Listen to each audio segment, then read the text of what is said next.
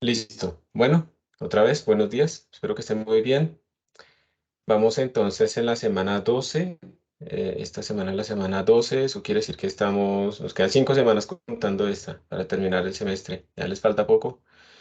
No desfallezcan ahorita al final en todas sus asignaturas. Hoy le sigo respondiendo a las personas que han empezado a escoger ya proyectos. Es bueno que empiecen a trabajar en eso. Y en la clase del día de hoy vamos a terminar este tema de las diferencias finitas aplicadas a las ecuaciones diferenciales parciales, viendo algunas librerías que de pronto en algunos casos nos puedan ayudar a nosotros a obtener estas soluciones un poco más fácil, a poner unas condiciones un poco más fácil. Y en general es para que ustedes también vean qué hace uno cuando uno descubre una librería y cómo debería poder empezar a usarla, ¿sí? Muchas veces uno se frena porque uno no entiende qué es lo que están haciendo y pues realmente en el fondo la habilidad más importante es leer los manuales. Eso puede sonar básico, simple, pero es la verdad. Leer el manual puede establecer la diferencia entre que ustedes logren algo y sean como expertos en algo a no serlo, ¿sí? A simplemente estar trabados con los primeros problemas que se encuentren. Entonces, el día de hoy vamos a hacer algunos ejemplitos.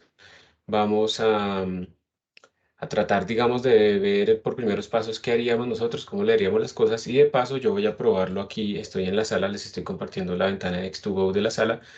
Ahí tengo los enlaces tanto del Colab como de el notebook que lo descargué del Colab directamente y voy a probar a ver qué tal nos funciona allí y les voy a enseñar también un truco de cómo podemos instalar, por ejemplo, en un entorno que no es el nuestro como la sala, nuestras librerías para usarlas, que es simplemente poner una banderita ahí fácil. Entonces, última comprobación, están viendo en este momento pues una ventana. Sí, profe. Listo. Yo aquí lo que hice fue copiar el, el Colab, ¿sí? Que todos tienen ya en el chat oficial de la clase, lo copié acá y lo que hice fue descargarlo, ¿cierto? Lo descargué como un iPad Notebook acá y entonces al descargarlo en la sala, ya lo tenía ahí en Downloads, simplemente vine a la consola y le escribí en la consola Jupyter Lab, que es el que me permite a mí como ejecutar este entorno localmente. Ese es el comando, está obviamente para todo el mundo disponible, Jupyter Lab y el ampersand para poder tener toda la consola disponible y poder trabajar en ella. Y se me abre esta ventanita y entonces aquí en el navegador de Jupyter Lab pues busqué el archivo que había descargado y lo abrí. Entonces, esto es lo mismo que ustedes deben tener y de hecho pues estamos como exactamente en el mismo punto. Yo siempre le coloco a ustedes, ejecuten alguno de estos dos comandos para que veamos que nos funciona. Antes de ir a hablar de la librería que vamos a explorar hoy, pues entonces primera pregunta, de lo que ustedes han visto, ¿cuál de estos dos comandos sí les funciona en Colab? Sí les debería funcionar. ¿El que tiene pip o El que tiene, profe. el que tiene pip? Porque en Colab no tenemos Anaconda, la distribución instalada por defecto ni nada de eso. Entonces, uno lo que haría sería utilizar pip. Si ustedes ejecutan esto allá ¿en qué? En Colab, pues yo le voy a dar aquí Shift Enter. Ah, este man no me tiene logueado, entonces espérense, yo me voy a loguear en mi cuenta. Leaf Page. Entonces ejecútenlo y me cuentan ustedes, por favor, qué les sale. Los que lo tengan en Colab. Y los que lo tengan acá, mientras yo me hago esta logueada, mientras lo tengan como localmente, como que lo hayan descargado, pues ejecuten esto y me van a contar si alguien tuvo problemas o no. Yo lo estoy ejecutando aquí como si nada. Voy a ver qué pasa. A ver, yo esperaría que vamos a buscar en el manejador de contraseñas porque no me acuerdo. ¿Alguno de ustedes aquí ya maneja algún manejador de contraseñas o no? Si alguien maneja, nos puede compartir cuál es el nombre de la autenticación de doble factor y bueno, lo voy a ejecutar. Sí, hombre, ya. Eh, Les recomiendo que utilicen manejador de contraseñas. Ustedes ya están en un punto en el que deben tener muchísimas contraseñas, no solamente la de CIA es importante o algo así, sino también ustedes seguramente empiezan a manejar ya las del banco y empiezan a manejar también de un montón de páginas de afiliaciones que deben tener. Y eso de tener una misma contraseña para todo es lo peor, o de tener una contraseña variándole un numerito o una letrica es de lo peor también. Todo eso se puede predecir y sacar rápidamente. Entonces es mejor que se empiecen ahorita a acostumbrar, no cuando ya les tocó porque tuvieron algún problema. Es preferible evitar los problemas, sobre todo asociados con contraseñas. ¿Cuáles les recomiendo? Bitwarden, aunque ese es online, es relativamente fácil de usar y el plan gratuito es bastante bueno. Incluso pueden tener un núcleo familiar ahí, porque a veces uno necesita compartir con alguien contraseñas, ¿no? Eh, Bitwarden, yo utilizo uno que se llama KeePass, que es offline, entonces simplemente yo sincronizo el mismo archivo utilizando Dropbox o Drive, lo que sea, entre el celular, entre la tableta, entre el computador, entre todos mis computadores, entre todas mis máquinas. Y este man lo que hace es leer eso, pero entonces es offline, no es que mis contraseñas estén en el servidor de alguien, sino que yo las tengo localmente. Este es el que yo utilizo. Y hay otros más, como OnePassword y LastPassword, o muchos de ustedes a veces me dicen que utilizan el del navegador, pero si no tienen el navegador, pues se fregaron. Entonces, bueno, yo me quedaría con estas dos y no voy a poner más, por si acaso para que le echen una mirada. Bueno, listo. Este man, a ver, en Colab está corriendo y está instalando unas cosas y parece, le hice muy rápido hacia arriba, parece que todo lo hizo bien. Listo, ya quedó instalado. Mientras que acá vamos a ver localmente qué me dice. Entonces él está descargando las cosas y install en Collected. Parece que no hubo ningún problema. Parece que en ambos casos instaló. Listo. Lo que único, bueno, miren, porque por defecto, observen dónde lo está instalando este man. Este man por defecto, observen aquí que lo está colocando en homokendo.local. O sea, él está utilizando mi directorio local. Básicamente lo que les quería enseñar es que cuando eso no suceda y digamos que el sistema descargue los paquetes y le salga después un error de que no puede instalar algunos paquetes porque trata de instalarlos aquí en el sistema operativo, en userlib, esto es sistema operativo.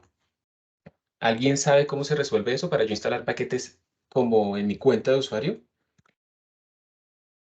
¿O nadie ha hecho eso alguna vez? Listo, entonces la banderita simplemente es que ustedes le pongan aquí menos menos user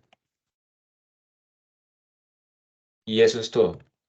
Con esto, ustedes le están diciendo a Pip que no lo instale a nivel de sistema operativo, sino que lo instale en su home, como pasó por acá. Ya lo hizo por defecto, no tuve ningún problema, pero muchas veces pueden enfrentarse a ese error en donde descarga todo y al final no lo puede instalar, pero es por permisos. Entonces simplemente hacen esto. Anoten lo que son tips útiles. Yo de todas maneras veo algo raro acá y es que este man todavía está corriendo, miren. Tiene el asterisco, tiene aquí esto lleno, ¿sí? Entonces el kernel está todavía ocupado. Mire que él todavía como que está tratando de instalar cosas. Entonces, no sé, yo voy a parar esta ejecución. Listo, ya paró y la voy a volver a ejecutar, pero con las banderitas que están ahí. A ver si funciona, si termina de ejecutarse la instalación, para ver si era algún problema. Bueno, ¿alguno de ustedes tuvo algún problema o seguimos? Ya creo que puedes saber qué es lo que está pasando. Ustedes están viendo en este momento una consola mía, están vivos, No, profe, no vemos ninguna consola. no están vivos. No ven ninguna consola, listo, eso era lo que quería, que no la viera. Estoy simplemente ejecutando en la consola el mismo comando. Esto porque es probable que uno de los problemas se deba simplemente a que cuando uno escribe desde un cliente interno muchos archivos, esto se demora un poco, ¿sí? En cambio, cuando uno lo hace desde el servidor principal, pues es mucho más rápido. Voy a ver si esa es la razón por la que se demora tanto esto en instalar. Bueno, lo bueno fue que al menos en Colab funcionó. Entonces, tienen donde trabajar. Ya me funcionó también localmente. Les voy a mostrar lo único que yo hice. Ya se está viendo toda la pantalla. Entonces aquí está la consola. Entonces mira que ejecuté exactamente los mismos comandos. Observen. Pip install menos menos user PyPE. Listo. Y aquí también ejecuté el mismo comando. Pip install menos menos user y las otras librerías. Y fue súper rápido. Sí, lo instaló supremamente rápido. Bueno, última oportunidad para que diga si alguien tiene algún problema y todavía no ha podido instalarlo. Y si no dicen nada, entonces mirar el chat, no hay nada. Mirar acá, ¿dónde está el collab? Ya lo puse en el chat. Si tú vienes aquí al chat. Uy, no, mentiras, tienes toda la razón. Bueno, ustedes pueden acceder a ese collab sin que yo les mande el link, pero por si acaso aquí está el link. ¿Y cómo es que pueden acceder ustedes al collab? Ustedes simplemente colocan, digamos, Colab. Y como esto es libre, digamos, lo que yo lo tengo en un repositorio de GitHub, ustedes simplemente ponen acá el usuario de los repositorios que quieren navegar. En este caso, el usuario es Iluvatar 1. Y entonces aquí le salen un montón de repositorios que yo tengo ahí públicos. Y el que nos interesa en este momento es este, ¿cierto? Entonces entramos ahí y ahí no tengo, es este el que nos interesa. Y ahí aparecen todos los notebooks que están dentro de ese repositorio. Y aquí está el del día de hoy. Entonces le damos clic y ya está. Si ustedes mismos por su cuenta pueden navegar ahí por si acaso, para que no dependan de que yo les mande eso. Listo. Gracias, Cristian, también por haberlo copiado. O sea que Cristian lo había encontrado por sí mismo. Muy bien. Voy a cerrar esto acá y voy a volver aquí. Bueno, voy a reiniciar este kernel por si acaso. Cuando uno instala paquetes, a veces es útil reiniciar el kernel para que tenga como acceso a lo nuevo que se ha instalado. Y entonces ahora sí, después de haber instalado nuestro paquetico, vamos a hablar un poquito de qué es esto. Entonces voy a abrir aquí una pestaña nueva y entonces el paquete que vamos a ver hoy se llama PyPD, vamos a llamar así. Este paquetico es un paquete de diferencias finitas, ¿sí? Que trata de facilitar la solución de estos problemas de diferencias finitas, de ecuaciones diferenciales parciales resueltas con diferencias finitas. Recuerden que las diferencias finitas consisten en que ustedes discretizan el espacio y escriben las derivadas como unas diferencias finitas divididas dentro de ese espacio. Si tienen condiciones de frontera especiales, tienen que poderlas discretizar también. Y para los problemas que hemos venido nosotros resolviendo hasta ahora, pues las diferencias finitas han sido suficientes, pero también hay que ser conscientes de que estos problemas que nosotros hemos trabajado hasta ahora han sido sencillos. Son problemas en donde las fronteras no son curvas, son problemas en donde el material no cambia de propiedad respecto al espacio, por ejemplo, donde la resolución es la misma en toda la zona y entonces eso es suficiente, pero a veces eso no es suficiente y cosas así. Por ahora es suficiente para lo que hemos hecho nosotros. Se trata de resolver este sistema. Este PyPD también puede resolver ecuaciones que tengan una componente estocástica acá. Y también, pues, no sé si ustedes ven esta forma de, a ver si recuerdan, cuando yo tengo una derivada del espacio y aquí una operadora lineal, bueno, puede ser no lineal también, que opera sacando las derivadas sobre el espacio. Perdón, aquí tengo el tiempo a la izquierda y aquí tengo el espacio. ¿Alguien recuerda esta ecuación? ¿Qué sistema representaba? O sea, ¿esto era la ecuación de Laplace o era la ecuación del calor? ¿Era elíptica? ¿Era parabólica? Me va a tocar empezar a preguntarles por nombre propio. Entonces, Laplace no tenía derivada respecto al tiempo y esa era elíptica. La del calor sí tenía una derivada de orden 1 respecto al tiempo. Esta es como nuestra propagación del calor, por ejemplo, la podríamos meter dentro de esta clase de derivadas. La de Laplace también si esto lo hiciéramos 0, pero una cosa importante es que viendo esto acá, que las derivadas que puede tener solamente son de orden 1 en el tiempo, quiere decir que aquí no podemos meter la ecuación de onda explícitamente como ecuación de onda que nosotros conocemos. Entonces, pues bueno, para que sepan eso también, eso hace parte de leer los manuales y hace parte de que se entienda cómo utilizar ese tipo de librerías. Entonces, ustedes tienen que seguir leyendo. Bueno, se entiende que es este eta, que es una parte que representa como un ruido. Aquí nos dice que estas ecuaciones diferenciales están en la representación de Ito. Entonces, si uno sabe que necesita algo diferencial y aleatorio, probablemente sepa qué significa eso y entonces sabe cómo utilizar este ruido. Entonces, aquí empiezan a aparecer en los manuales siempre como pues una cosa para seguir, ¿sí? Entonces, lo ideal primero es que ustedes miren cómo se instala. Esto es como lo primero, entonces vamos a ponerle aquí cómo instalar con pip. Y lo segundo es ver los ejemplos. Lo más importante cuando uno instala una librería de estas es, ya una vez instalada, poder reproducir al menos un ejemplo. Si ustedes logran reproducir al menos un ejemplo, ya la tienen trabajando y ya pueden empezar a adaptarla a su problema. No empezar adaptándolo directamente al problema para ver cómo funciona, sino ver primero los ejemplos para irse familiarizando con lo que la librería ofrece, ¿sí? Ya ellos después tienen un manual que es un poco más avanzado, donde uno puede empezar a buscar información más específica. Ustedes ahorita van a tener que buscar información más específica para poder aplicar unas condiciones de frontera. Entonces, lo que vamos a hacer nosotros el día de hoy es tratar de reproducir los problemas que hemos hecho nosotros utilizando la ecuación de Laplace y el método de relajación, tratar de reproducirlos acá para ver si la librería nos da como lo mismo, si es igual de fácil, si es mejor, si es peor, qué nos da la librería en un caso que ya conocemos nosotros y luego reproducir algunos otros ejemplos que están por ahí metidos. Esto nos va a implicar que vamos a tener que leer algunas otros enlaces por este lado, digamos, pero también esa es la otra cosa que uno debe hacer, arrancar como con un ejemplo que uno ya conoce, que uno ya resolvió, cuya solución uno ya tiene, pues, con la que uno ya tiene familiaridad para ver en ese caso cómo uno puede adaptar la librería y pues que le funcione más o menos igual. Entonces, ustedes primero van y miran la instalación, pues es exactamente lo mismo que teníamos antes, ¿sí? Lo que les puse en el notebook, obviamente. También aquí dicen que si uno quiere tener em, videos, tiene que tener FFmpeg instalado, ¿sí? Entonces ahí hay algo. Si nosotros queremos videos, tenemos que hacer esto. Uno de los ejemplos de hoy es con videos. Entonces vamos a ver cómo podríamos instalar FFmpeg si no está instalado. En la sala, pues yo la forma más fácil es hacer esto. Yo corro el comando y si está instalado, no me salió command not found, sino que me salió que el comando sí existe y me salió pues la versión y demás, entonces en la sala está listo. Pero si ustedes probablemente van a ejecutar alguna cosa que tenga que ver con FFmpeg en Colab remoto, probablemente no lo tienen instalado y hay que buscar la manera de instalarlo. Bueno, si tienen Conda, entonces se instala de esta manera. Si quieren instalarlo de las fuentes, pues así, pero pues eso no está al nivel, digamos, de lo que se está viendo en este curso y no creo que ustedes realmente conozcan eso, porque eso nos enseña básicamente.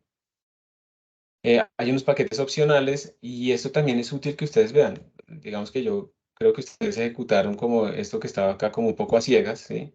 Estas son unas dependencias, no son tanto dependencias, más bien, yo lo llamaría más bien como unos paqueticos que pueden ayudar a hacer otras cosas. Entonces, miren, H5Py, esto es para guardar datos en un formato que se llama HDF5. HDF5, ¿sí? Ya les voy a mostrar qué es eso. ¿Dónde estamos? Acá. IPy Widgets, esto nos sirve para sacar como botoncitos y como sliders interactivos dentro del notebook. No lo hemos usado hasta ahora. O yo no me acuerdo si alguna vez se lo mostré, pero digamos que eso es para hacer como un notebook interactivo con botoncitos y cosas así.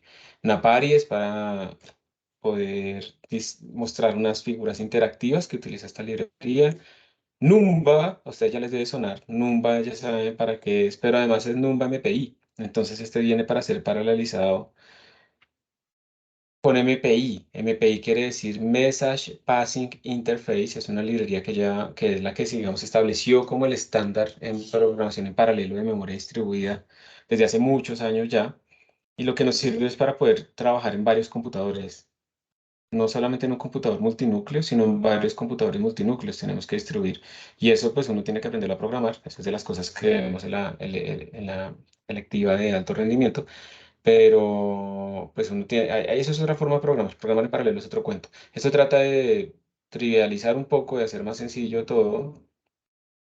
Pandas, pues es para ayudarnos a trabajar con, digamos así, tenemos esto, como datos tabulares. Es una librería bastante poderosa, es fundamental en data science y demás. Y pues esto es para hacer la transformada de Fourier. Saben que esta vaina hace como muchas cosas por detrás. Esto de HF5 es lo que se utiliza también en High Performance Computing para guardar datos. Es una librería famosa que uno cuando ya está trabajando en un clúster, cuando está trabajando en un grupo de investigación grande, en proyectos grandes o en el CERN y todas esas vainas, uno empieza a enfrentarse a este tipo de situaciones donde uno tiene guardados muchos datos. Y muchos datos no es un terabyte. Muchos datos son 100 terabytes, un petabyte, cosas de esas. O sea, una vaina gigantesca que no cabe en una máquina, ¿sí? Porque en este momento guardar un terabyte, eso cabe en una máquina normal. Hablando, digamos, de computadores que se utilizarían para hacer este tipo de simulaciones básicas. Entonces, uno no, por ejemplo, si uno tiene un archivo de un terabyte, uno no puede cargar eso en la memoria, uno no puede hacer lo que haría, digamos, Excel, que es abrir todo el archivo y ponerlo ahí en filas y columnas. No va a lograrlo. Se va a acabar la memoria, se va a acabar el swapping en el disco duro y no lo va a lograr y va a ser supremamente lento si lo logra porque está leyendo el disco duro y demás. Uno tiene que tener una forma en que uno lea estos archivos de una manera tal que solamente se procese la parte que necesita y sea eficiente. Entonces, HDF5 es un sistema de archivos, formato de archivos que permite guardar esos tipos de datos con metadata y esa metadata describe los datos y por lo tanto uno puede acceder de forma muy eficiente a ciertas partes de su archivo y compartirlo, leerlo, procesarlo, etcétera, etcétera, visualizarlo y demás. Todo eso, cuando uno lo hace desde cero, escribir archivos, eso es muy complicado realmente. Entonces, para eso uno necesita librerías como PyH5, creo que era que se llamaba. Y en el fondo lo que voy yo es para que ustedes vean que cuando uno usa librerías como esta librería PyPDE, esa librería le está ahorrando un montón de problemas porque ya tiene implementadas todas estas cosas por detrás, en donde uno básicamente puede empezar a usarla directamente y ya eso lo escribe en HDF5, ya esa vaina tiene cuidado con hacer los videos, ya tiene muchas cosas por debajo, entonces le ahorra uno muchísimo tiempo. Pero no tiene sentido que ustedes estén sufriendo en cómo escribo un archivo HDF5 en paralelo, ¿sí? Eso no es lo que ustedes deberían estar haciendo.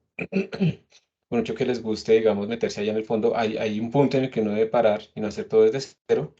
Y entonces, pues para eso están las librerías ahí, para ayudarles a ustedes. Volvamos acá. Entonces, digamos que ya está instalada. Ya cumplimos esta primera parte. La librería ya está instalada. Vamos a mirar si de pronto dejaron algún otro mensaje, que todavía no. Listo, esto ya está respondido.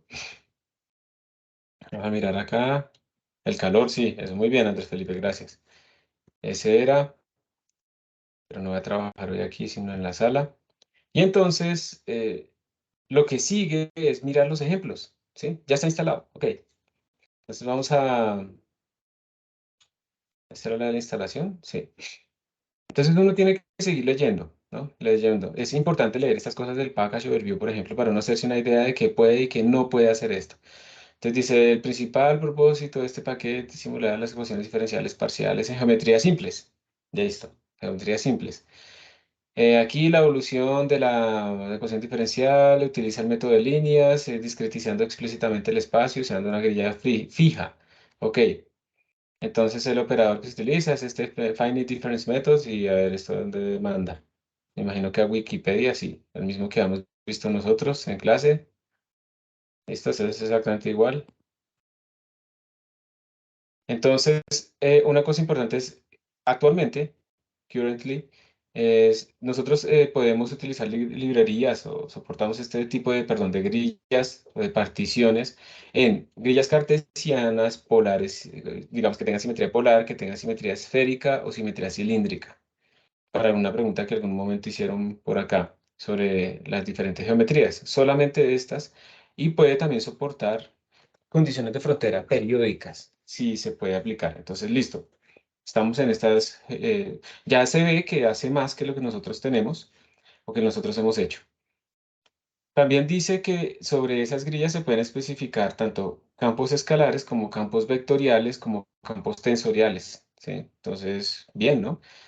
De orden 2 supongo. También dice que dependiendo, digamos, de lo que uno esté utilizando, puede retornar el laplaciano. Para esos campos escalares hay una función gradiente también que podemos utilizar. También nos dice que si nosotros queremos, pues mejor dicho, las ecuaciones diferenciales parciales están representadas por una clase llamada PDBase, digamos que todas heredan de allí. Eso básicamente lo que está diciendo es que hay una clase como fundamental, que es esa, PDBase, y si yo quiero una ecuación, digamos la ecuación de Laplace, entonces yo creo otra clase que herede los atributos de esa clase original y la especifico. Le especifico el operador de evolución, por ejemplo. Eso, lo que cambia entre las ecuaciones es ese operador de evolución. Entonces yo le digo, no, esta ecuación de Laplace específicamente tiene que esta derivada temporal es cero y que la derivada espacial es así. Y si tengo otra ecuación diferencial que quiero representar, pues simplemente hay otra clase o existe ya esa clase donde la represento o la creo yo. Pero si yo la voy a crear, tengo que heredar de esta clase básica. Eso es lo que me está diciendo este manual acá. Entonces eso es bueno porque quiere decir que yo de pronto podría extenderlo a unas ecuaciones que no existan, porque eso es importante, ¿no? Uno no siempre está estudiando cosas que ya han sido estudiadas. También nos dice aquí que tiene varios solvers implementados. Voy a abrir acá esto. También dice que hay unos trackers, como el Progress Tracker, el Plot Tracker, el Steady State Tracker y varias cosas. Entonces, digamos que abramos abramos el Progress Tracker, que están dentro del Trackers Module. Eso es básicamente como cosas que van evaluándose a medida que se va solucionando la ecuación, porque esto pues al final va a ir evolucionando en iteraciones. Y también hay algunos otros, no sé, módulos útiles como el de Memory Storage o el File Storage, que nos permite a nosotros, por ejemplo, guardar cosas dentro de, pues en el disco duro, ¿no? Uno a veces quiere guardar no solamente la solución final o la imagen final, sino que quiere guardar otras cosas. Entonces aquí empieza a aparecer información que uno debe leer. Hay que dedicarle un tiempito primero a eso. Entonces, por ejemplo, aquí dice que el solver dice el esquema por defecto que va a utilizar es el Euler. Aquí está, uno le manda la ecuación diferencial. eh, el backend es automático, es adaptativo, es falso por defecto, la tolerancia es esta por defecto. O sea que uno sí podría, en principio, cambiar tolerancias de algunos parámetros. Entonces, ustedes leen acá, dice PDE es la instancia que describe la ecuación diferencial. El esquema es el cual es el que ustedes van a utilizar, entonces pueden jugar con cualquiera de estos dos, miren, Euler o Runge-Kutta. El backend determina cómo se crea la función, entonces NumPy o Numba. Entonces ustedes ahí pueden decirle que automático para que el mismo código escoja cuál de las dos. Adaptativo, la tolerancia. Ahí uno se empieza como a perder un poco, de pronto es mucha información, ¿sí o no? Pero es para hacerse una idea. Recuerden que nos estamos haciendo una idea de qué puede hacer. Ya sabemos más o menos en qué grillas puede trabajar, cómo crear una nueva ecuación diferencial. Mm, Vamos a ver qué es esto. El Steady State Tracker dice, este tracker aborta la simulación cuando se llega a un estado estacionario. Entonces, bien, si yo estoy buscando una solución como la ecuación del calor y espero cuando eso llegue al estado estacionario, yo no sé cuántas iteraciones debo hacer hasta que llegue el estado estacionario. No sé cuántas iteraciones debo hacer en Laplace, porque recuerden que eso depende de las condiciones y de la resolución, las condiciones de frontera. Entonces yo podría utilizar este Steady Tracker para que él simplemente pare cuando se llegue a una cierta tolerancia de cambio. Y eso es lo que se hace, ¿sí? Eso es lo que se hace acá. Entonces, pues bien, ¿no? Uno incluso le puede poner una bandera que le diga progress equal true y le va indicando a uno qué tan rápido está llegando la convergencia. Se le sale como una barrita. Entonces, pues chévere. Vamos a seguir mirando. Progress Tracker. Eso probablemente es para ir imprimiendo, ¿no? Alguna información a medida que él va evolucionando. Yo puedo tener varios activados, varios trackers activados al mismo tiempo. A ver qué más habría acá. El File Storage. Entonces este man dice que nos permite guardar los campos discretizados en un archivo HDF5. Entonces, bien, podemos guardarlo fácilmente, le decimos el archivo, si queremos información o no, si queremos que lo trunque cuando lo abre o que le haga un append, no le ponemos ningún máximo tamaño. Miren, esto ha pasado mucho en programación, que los chinos se tienen que escribir un archivo. Entonces tiene que escribir un archivo, por ejemplo, están buscando raíces y tiene que iterar hasta que lleguen a cierta precisión. Y escriben mal la iteración. Entonces escriben algo como while 1. Entonces, while 1 nunca para. Y siguen guardando y guardando y guardando información y llenan la sala de cómputo. ¿Sí? Un archivo de texto de 300 gigabytes y ya. Entonces hay que tener cuidado cuando uno imprime al disco duro, tiene que tener una certeza de que está escribiendo cosas. Una vaina importante es que estos archivos pueden ser comprimidos con el algoritmo zip. Entonces esto también ayuda a guardar bastante de forma transparente esa información y uno la puede volver a leer. Entonces hace como bastantes cosas, ¿no? Y pues vamos a los ejemplos. Entonces miren que en los ejemplos, aquí en la página de ejemplos, ellos tienen varias situaciones que uno puede resolver. Entonces está la ecuación de difusión, que fue la que hicimos la clase pasada, porque pues está relacionada con la ecuación del calor. La ecuación de Laplace está donde podemos abrir nosotros, utilizar condiciones, perdón, grillas, digamos, esféricas o polares. Y miren, pues varias cosas que tiene acá. Por ejemplo, esto me parece interesante, condiciones de frontera que varían en el tiempo. Esto es bastante útil. para ciertas ecuaciones que no son todas estáticas, cómo colocar condiciones de frontera, y esto lo vamos a ver en un rato porque es bien importante para ver hasta dónde podemos llevar, ecuaciones estocásticas, ecuaciones de difusión con dependencia espacial. Uno puede crear nuevas ecuaciones. La ecuación de Schrödinger, la ecuación de Schrödinger es una ecuación de difusión digamos que entre comillas en tiempo imaginario. Entonces, por eso se puede resolver en este caso en su evolución temporal. Y bueno, otras más. Entonces, vamos a ir a lo que les dije al principio. Uno dice, bueno, están chéveres, yo voy a abrir este y voy a abrir estos ejemplos para mirarlos. Entonces, si voy al de la ecuación de Laplace, aquí está mi ecuación de Laplace y observen que la cosa es relativamente corta. O sea, básicamente uno lo que hace es importar ciertas cosas desde la librería PDE, crea una grilla, crea unas condiciones de frontera. Se ve como más sencillo que lo que nosotros hacíamos con nuestros for y demás. Busca la resolución para esa grilla, para esas condiciones de frontera, utilizando esta ecuación de Laplace, ¿sí? Que aquí está como un módulo, y luego la pinta. Entonces esto se ve fácil, facilísimo, pero vamos a entender ahorita un poquito más esto. Acá, por ejemplo, en coordenadas cilíndricas, entonces, ¿cómo dibujar esas cosas? Entonces aquí dice, mire, se importa ciertos módulos, los tiene que utilizar de esta manera y lo pinta. Entonces, bueno, son utilidades. Entonces vamos otra vez a nuestro notebook y vamos a empezar a jugar con esta de Laplace. Vamos a empezar a jugar un poquito con esto de las condiciones iniciales. Y una cosa interesante es que aquí en este manual ustedes pueden, por ejemplo, hay algunas de estas, ¿cómo decirlo?, de estos objetos que son enlaces. En algunos casos esos enlaces los pueden llevar ustedes a la documentación directa. Entonces vamos a nuestro notebook, por favor, todos, y vamos a reproducir ese ejemplo. Yo lo que hice fue aquí simplemente copiarlo. Vamos a ver si funciona. Miren, yo lo copié directamente, aquí puse el enlace de donde lo saqué y lo voy a ejecutar. Aquí me dice que no ha encontrado ese módulo. Entonces, si me toca instalarlo aquí directamente, lo voy a dejar corriendo. Bueno, vamos a utilizar mientras tanto. Esto lo voy a dejar corriendo acá. Ejecútenlo ustedes, por favor, el ejemplito de Laplace y me cuenta si tienen o no tienen algún problema ahí. Voy a dejarlo aquí corriendo, que así se demore un poco, me lo termine de instalar bien.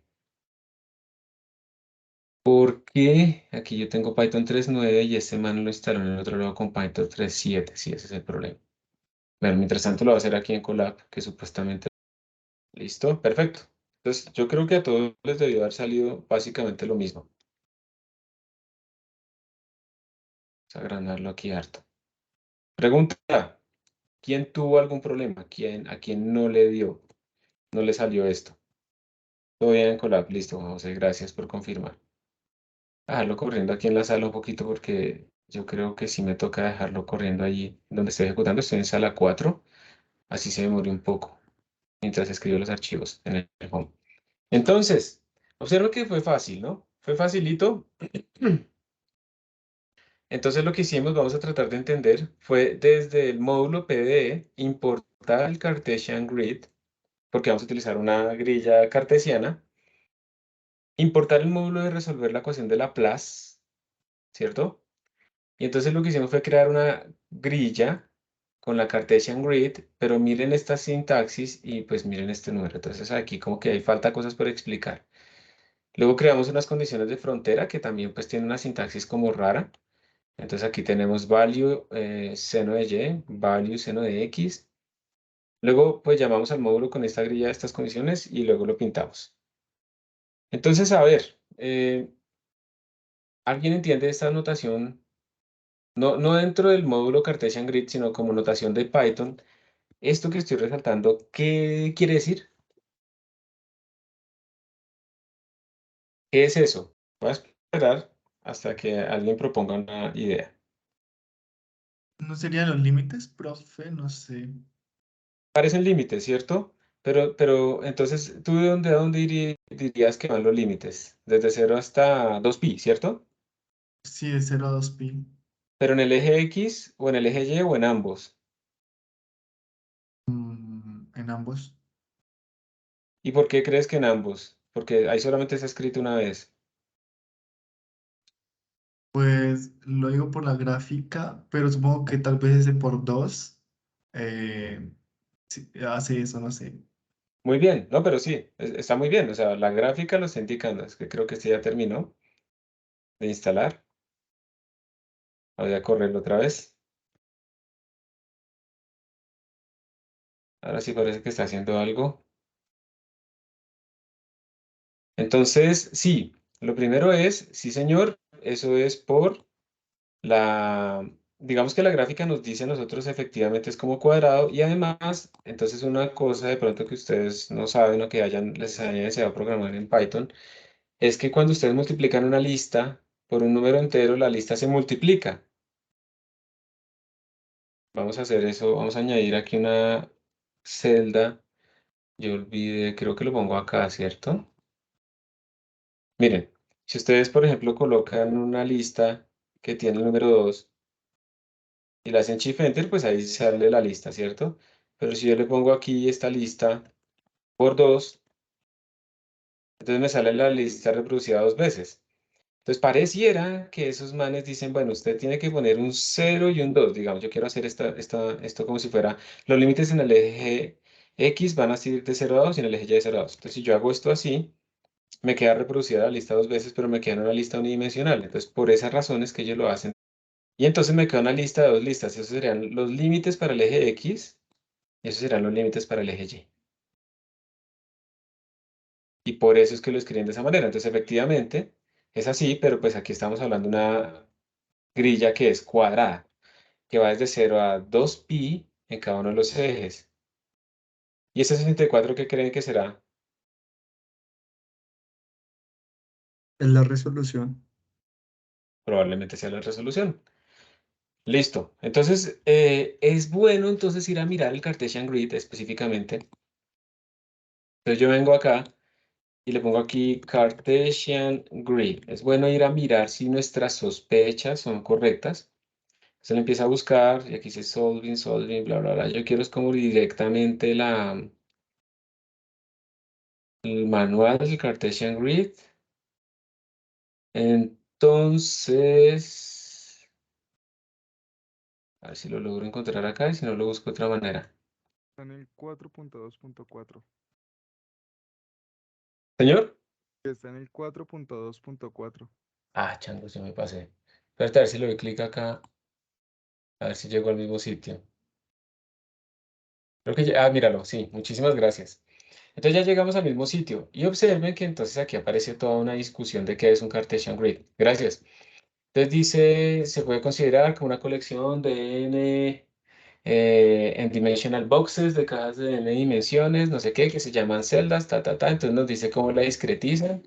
Entonces arranca desde un x mínimo y como que lo centra en la mitad, los puntos, y el delta x, que es la resolución, pues lo va a hacer así. Y pues ojo, porque delta x no quiere decir que solamente en el eje x, sino en cada uno de los ejes. Entonces miren que efectivamente cuando ustedes crean un Cartesian Grid, ustedes le mandan unos bounds, que son los límites, un shape, que es básicamente el tamaño, y también una banderita que por defecto vale false, o sea que por defecto la Cartesian Grid no es periódica. Entonces básicamente lo que se le mandaron fueron los bounds y el shape. Entonces ustedes vienen acá y lo leen. Dice bounds, una lista de tuplas. Bueno, él convirtió en tupla la lista de listas. Da un rango, da un coordenado, un rango de coordenadas para cada uno de los ejes, ¿listo? Entonces tiene que ser una tupla de dos números, lower and upper bound, o sea, los límites inferiores y superiores para cada uno de los ejes. Como tenemos dos ejes allá, tenemos que mandar dos sublistas que las convierten en tuplas. El shape dice list, el número de support points for each axis. Entonces, ¿cuánta resolución quiero en el eje X? ¿Cuánta resolución quiero en el eje Y? Y el periódico entonces también le dice a uno si uno quiere que algo sea periódico o no sea periódico. Espérense, otra cosa importante, a veces, de pronto a ustedes no les guste, pero a veces a mí me sirve también mirar el código fuente. A veces no entiendo algo bien cómo lo manejan, me salen muchos errores. Entonces yo vengo aquí al código fuente, miren que ellos tienen la clase con su super string de documentación, eso fue lo que vimos en el manual. Esa es una manera en la que uno puede en Python Esto también existe en C++, donde uno coloca unos comentarios con cierto formato y hay un programita que se llama Sphinx, en este caso, que genera los manuales a partir de esos comentarios. Entonces, aquí se tiene como unas cosas internas, boundary names, no sé qué. Este es el constructor. Entonces aquí me dice los argumentos. Y aquí miren que los argumentos por defecto, pues entonces uno puede ir entendiendo un poquito qué es lo que él recibe. Y bueno, uno aquí a veces puede descubrir algunas funciones internas que le puedan servir a uno. Por ejemplo, ahí no lo miramos, pero hay otras funciones que le dicen a uno el estado de la grilla. Uno le puede preguntar cuál es su estado. Uno le puede decir que se cargue desde cierto estado. Uno le puede preguntar el volumen. Hay muchas otras funciones internas que uno puede utilizar, que a veces uno se le pasan cuando está leyendo el manual y pueden ser útiles en algún tipo de, digamos, de aplicación muy específica, ¿sí? Entonces, eso también es otra habilidad que puede ser útil en algún momento. Estoy mostrando todos los secretos para parecer que uno es experto en algo, ¿sí? Pero en el fondo sí está volviendo experto porque no está leyendo el manual. Entonces, en cierta manera, y no lo voy a decir de forma completa, sino me parecería que en cierta manera podríamos decir que ya entendimos un poco esto.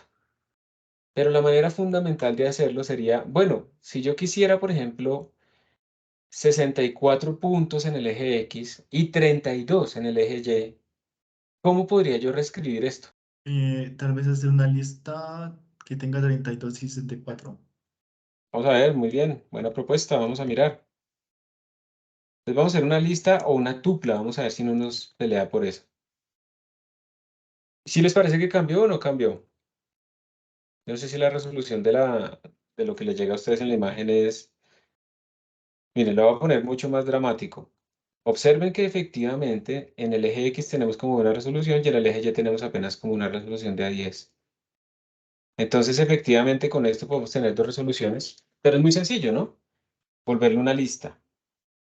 Y si yo quisiera más números o menos números, entonces ya no podría utilizar esto así, digamos, límites diferentes en el eje X o en el eje Y, sino que tendría que mandar también una lista de listas explícitamente. Pero esta habilidad, lo que estamos haciendo en este momento es la primera experimentación que uno debe hacer.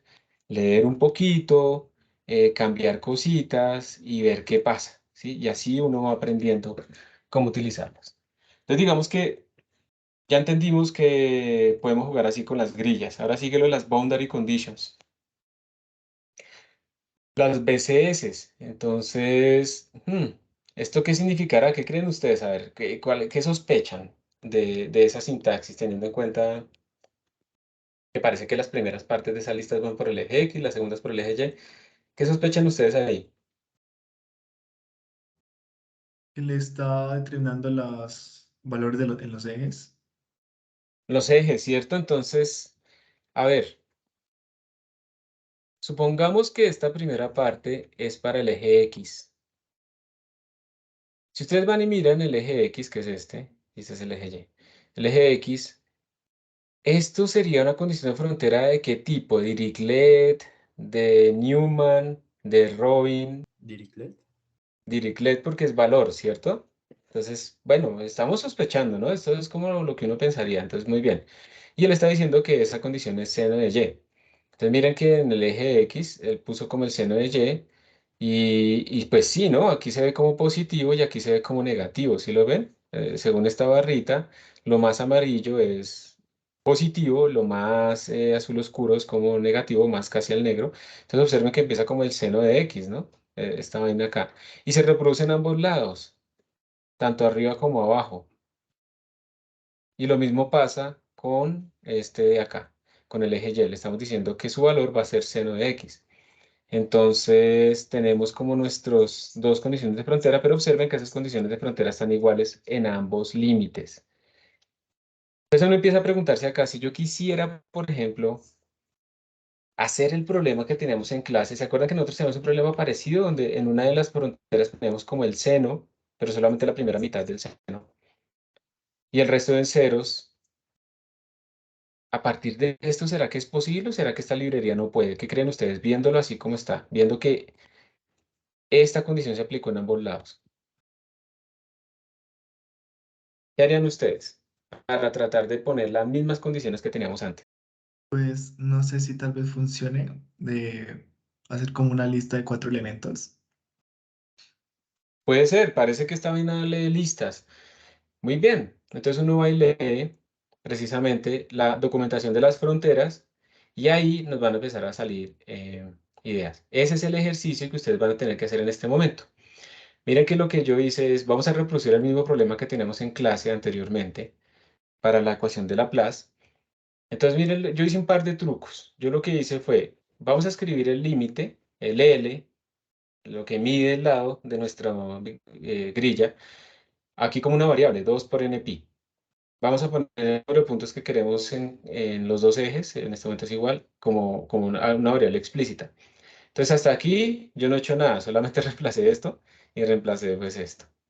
Acá ustedes van a tener que reescribir las condiciones de frontera luego de leer acá la documentación para ver cómo pueden escribir ustedes precisamente, porque lo que queremos crear es un seno en uno de los ejes, digamos en este eje, seno, y acá 0, 0 y 0.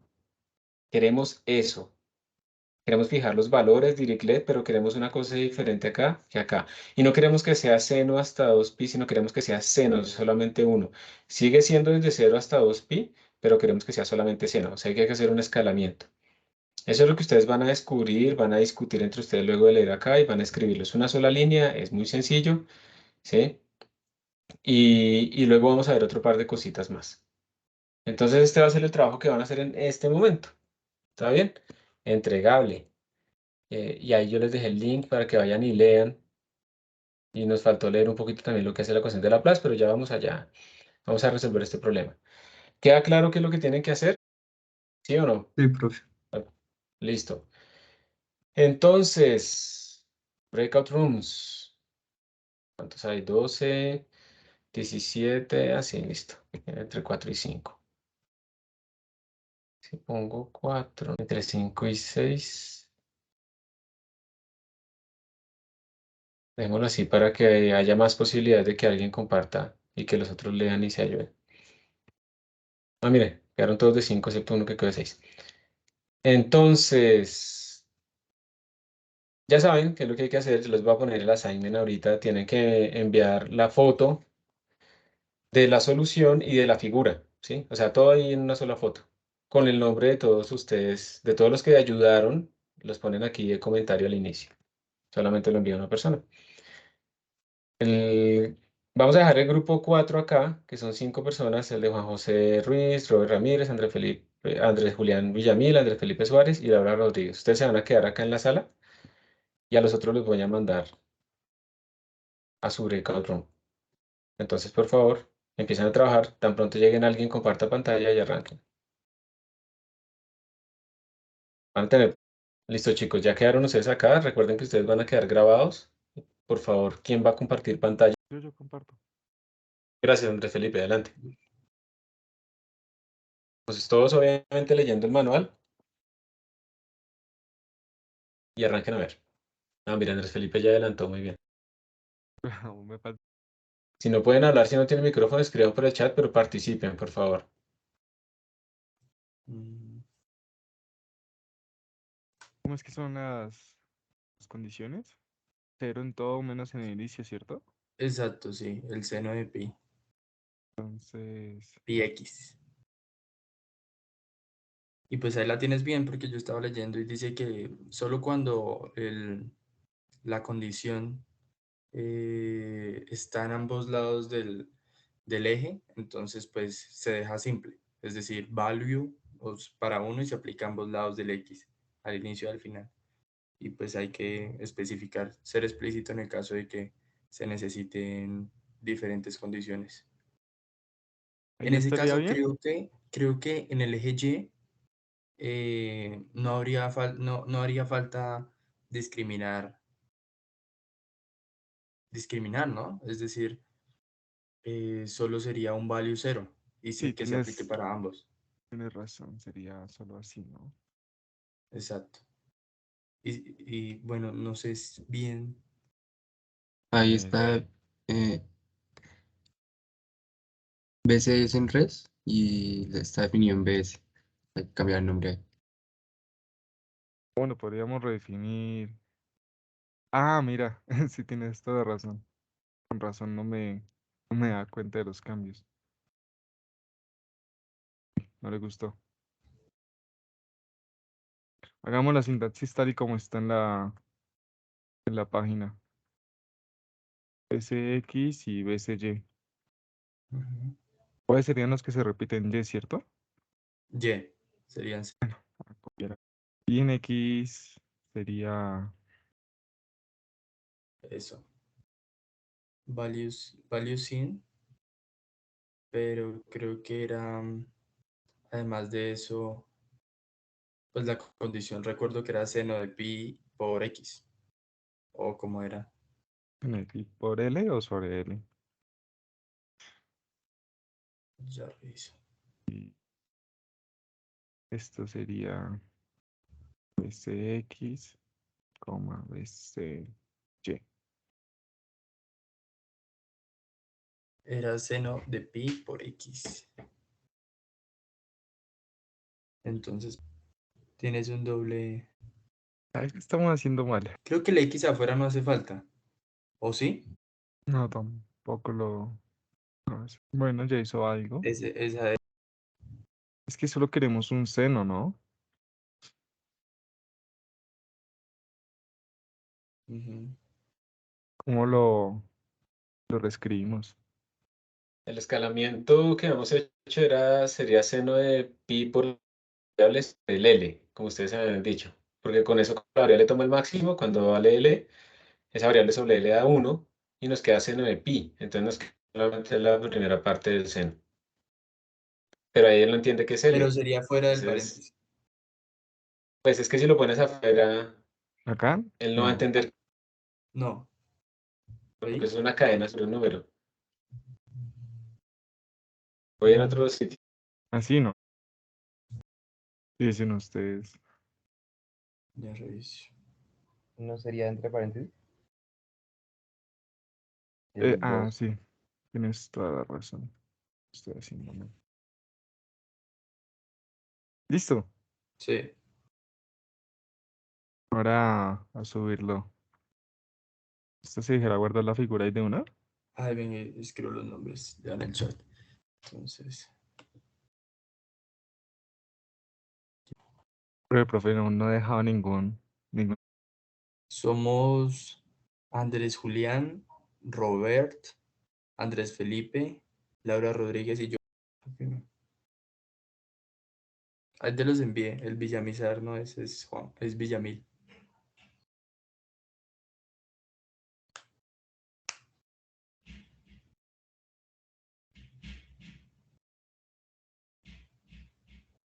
Listo. Ahora solo falta que el profe cree la tarea. Listo. ¿Listos? ¿Ya enviaron? Sí, señora. ¿Listos? Entonces ahorita vamos a... Lo puse hasta las y 13. Entonces a las y 13 cerramos y ustedes podrán compartir su pantalla ahorita, por favor. Creo que fue Andrés Felipe el que la compartió. ¿La podrían mostrar de nuevo para revisar la solución? Sí. Listo, gracias. Listo, ya volvimos todos. Entonces, por favor, Andrés Felipe, nos compartes la solución de tu grupo. Sí, señor. ¿Ya está viendo? Sí, ya se está viendo. Listo. Entonces, ¿nos explicas, por favor? Ah, bueno, entonces esto lo que hicimos fue definir las fronteras en X y en Y y después generar como una frontera general. Así es como sale la sintaxis en el manual. Entonces, pues nos apegamos a eso. En Ujú. Y pues son ceros, ya sabía, y esta parte inicial, que es como la única diferente, que es la que vale seno. Y ya y después pues lo pusimos acá y graficamos. Listo. O sea que básicamente, digamos, cuando uno solo le escribe como una componente a esa lista de condiciones de frontera, él la aplica a ambos lados. Pero si uno quiere diferente al lado izquierdo que al lado derecho, uno la tiene que escribir explícitamente, ¿sí o no? Sí. Listo. Yo les voy a copiar en el chat lo que teníamos de la clase pasada, ¿cierto? Esta era la solución. Entonces, ahí va, enter, listo. ¿Qué faltaría? ¿Qué de pronto fue lo que faltó para que quedara? ¿Entrarlo? Tocaba centrarlo, ¿cierto? Entonces, ahí donde la jugaba como el escalamiento. Entonces, ahí, digamos, ustedes lo que hicieron fue y sobre 2pi para que fuera entre 0 y 1, tal vez. Sí. Seno.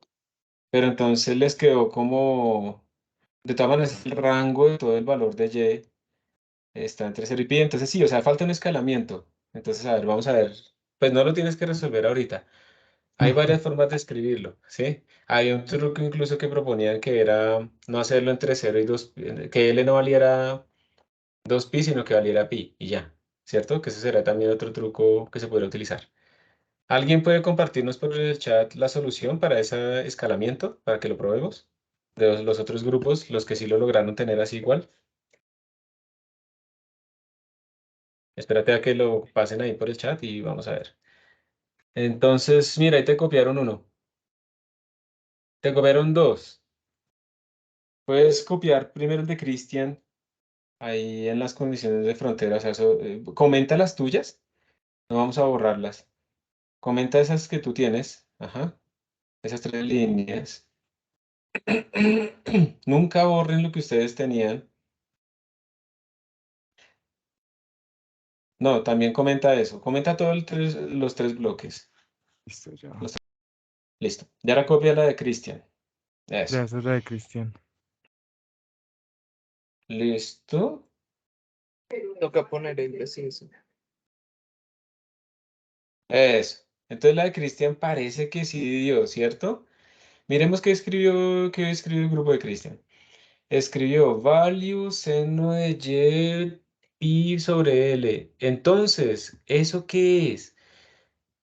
Lo que pasa en la solución de Cristian es que ellos dijeron, bueno, si yo cambiara el L, yo tendría, si yo, digamos, escribiera literalmente los valores dentro de la cadena, yo tendría problemas cuando cambie el L. Entonces utilizaron una f-string para que esa f-string reemplace los valores actuales de L dentro de esa cadena que yo le voy a mandar a las condiciones de frontera. Y si yo cambiara el L de arriba, pues no pasa nada. Hagamos la prueba. Mira, coloca en el L de arriba, coloca 4 por npi.py, coloca 4 ahí, dale Shift Enter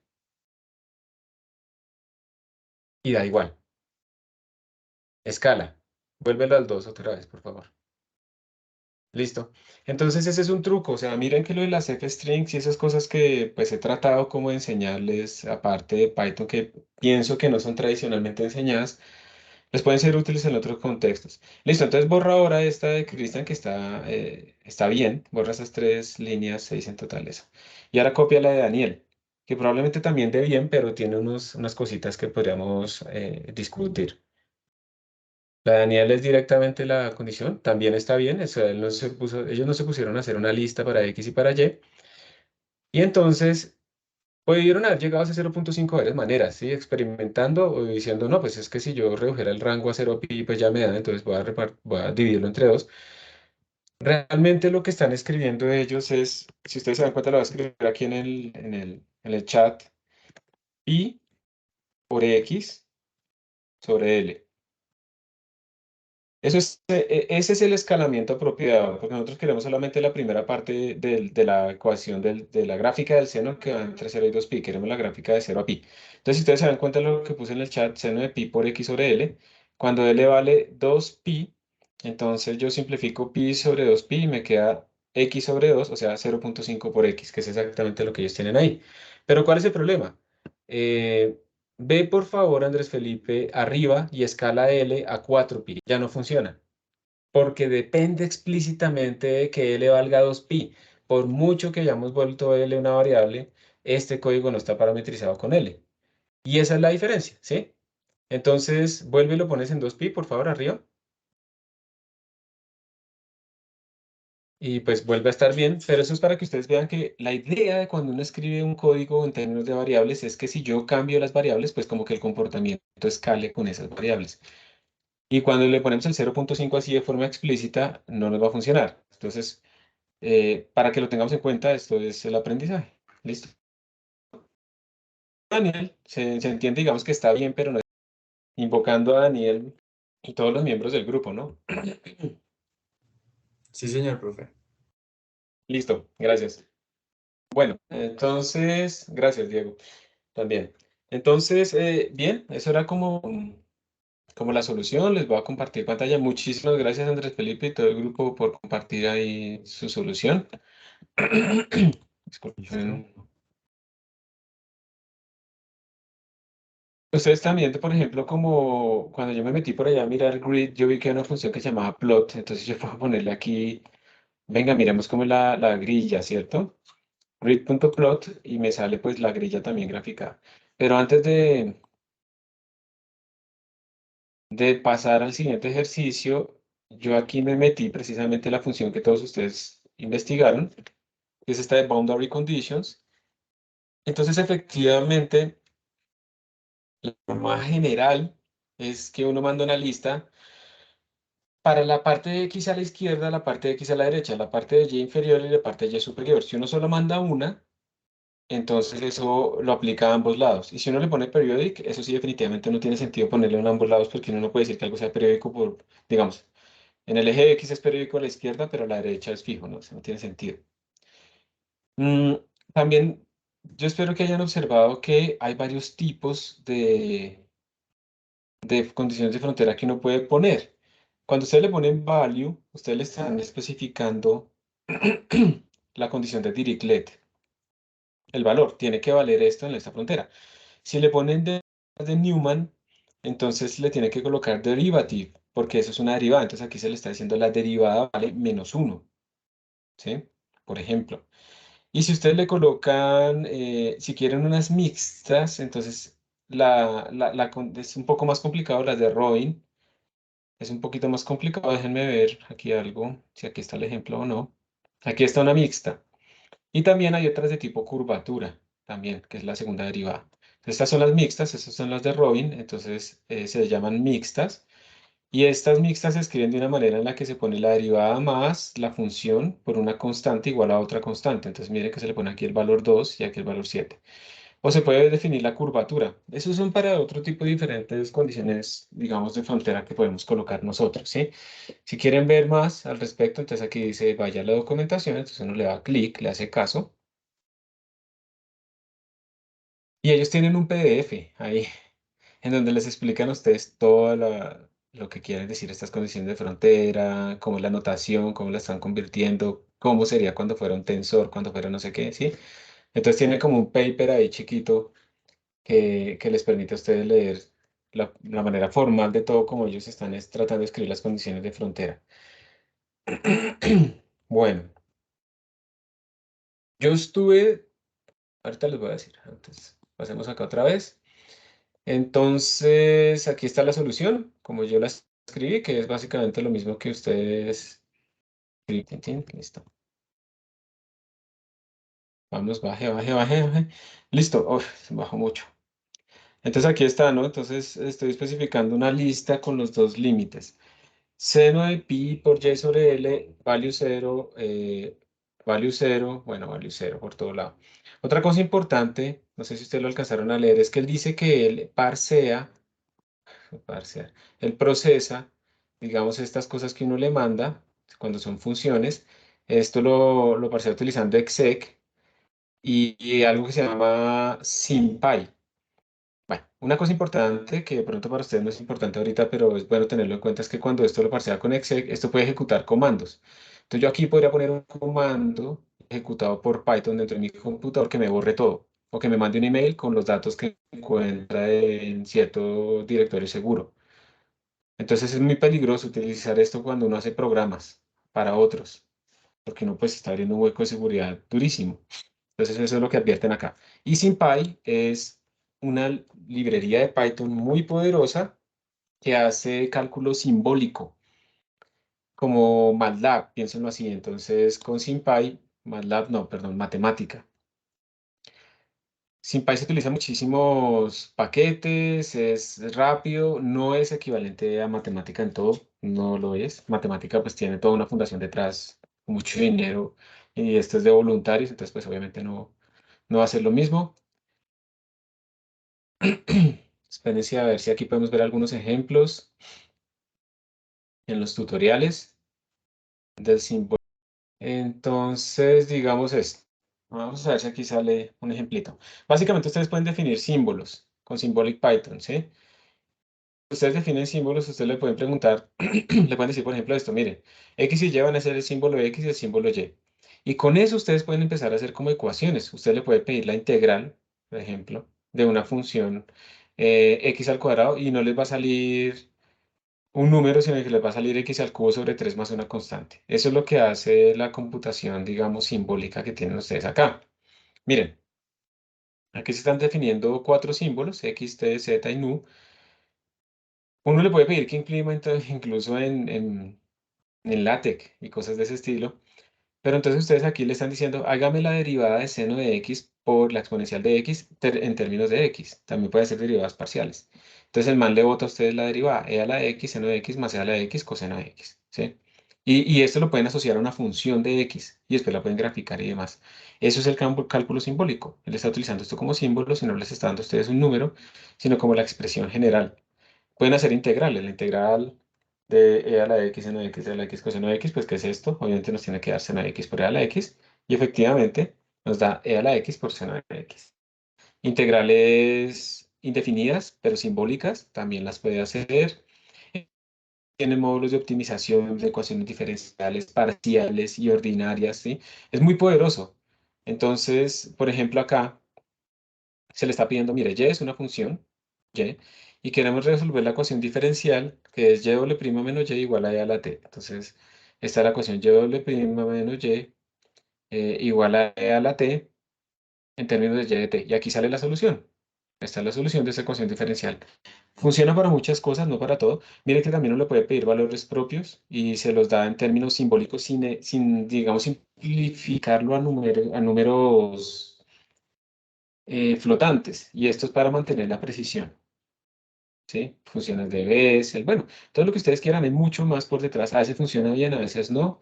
Obviamente depende. Usted le pueden pedir el código LaTeX de cierta expresión matemática y les sale el código LaTeX ahí para que ustedes no sufran. Y entonces, digamos, SymPy es que se utiliza en el fondo acá dentro de esta librería PyPD para hacer ese procesamiento simbólico precisamente de las expresiones que le colocamos nosotros en las condiciones de frontera. Y esto es, digamos, busca un tema científico que es como que haya librerías específicamente orientadas a resolver ciertos problemas y uno se dedica es como a enlazarlas y a utilizarlas, no a volver a resolver el mismo problema muchas veces. Volviendo acá, entonces pregunta, dice, ¿este tiempo es más o menos lo mismo que ustedes tenían en sus implementaciones originales? O sea, básicamente es como para que vayan ustedes y cojan el método de relajación y vean si este sistema que tienen acá es exactamente o por lo menos es tan rápido como lo que ustedes tienen, pero yo lo que espero es que sea mucho más rápido que lo que ustedes tenían, ¿sí? Porque está utilizando Numba y de pronto sea comparable cuando nosotros utilizábamos Numba. Aquí no estamos haciendo optimización ni nada nosotros, no estamos haciendo ningún tipo de cosas extras, pero aún así pueden haber situaciones en las que uno, jugando con parámetros, pues puede obtener mejores soluciones más rápido, digamos. Hay otros ejemplos que yo puse acá, digamos el de la ecuación ¿qué? De difusión. Entonces yo le doy Shift Enter, este de la ecuación de difusión uno le puede cuadrar algunos parámetros, de nuevo uno tiene que ir a leer básicamente lo que le están pidiendo. Aquí estamos creando una Unit Grid, es diferente al Cartesian Grid. El Unit Grid básicamente son 64 puntos y él va hasta 64. Es como si el tamaño, la separación entre cada cuadrito sea 1. Se llama Unit Grid. Estamos creando un campo escalar, es una ecuación de difusión, entonces en cada punto lo que tenemos es un escalar. Y le estamos diciendo que la condición inicial pues va a ser como esta, ¿sí? En esta grilla con estos valores iniciales entre 0,2 y 0,3. Y luego le estamos diciendo que resuelva, que vamos a crear la ecuación diferencial de difusión con esta difusividad. Y luego si estamos pidiéndole a esta ecuación que se resuelva con este estado inicial y en este rango de tiempo. Y después que lo pinte. Entonces por eso aquí nos sale como una cosa que va diciéndonos qué tanto vamos. Lo voy a volver a correr para que ustedes lo vean. Miren que aquí sale 0. Bueno, 0 a 10, no nos mostró las partes intermedias y ya salió. Y ahí está nuestra difusión. Si queremos que sea más fino, vamos a ponerle 128 acá. 128. Vamos a ver qué tanto cambian resolución y en performance. Se va a demorar más, obviamente. Pero mire que fue rápido. Y entonces ahora tenemos nuestra ecuación de difusión. Se ve pixelada pues por esta resolución y pues ustedes pueden cambiarle la difusividad para ver qué pasa. Entonces le voy a poner una gran difusividad y hay que leer la documentación de esta función pues para ver qué significa eso, pero miren pues que la cosa cambia, ¿sí? En nuestro resultado. Entonces este es otro de los ejemplos.